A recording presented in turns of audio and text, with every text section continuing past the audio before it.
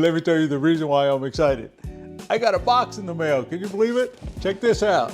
So this is one last look at the drawer before we do the unboxing and get into it. The very first thing, ratchet head holder for 3/8 inch. It's supposed to have a sticky bottom to help it stick to the bottom of the drawer liner. So let's take a peek at this. This is an up close look at it. And so a little piece of plastic, and then has the back end. And then on the back end for the handle, this is what they look like here. It has a little flat bottom there. You can actually put it in there just like that, position it where you want, and then the handle will just kind of go along with it.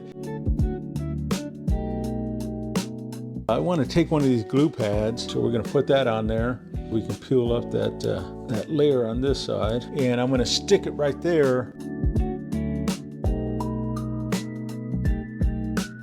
So this is how the drawer turned out here.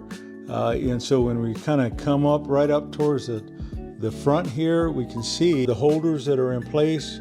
I just love the way it's turning out. Talk about just organizing my ratchets. Talk about just awesome. And so that's what's so cool about these, is that you can really configure them to make about any kind of space that you want it to be. And so how neat is that?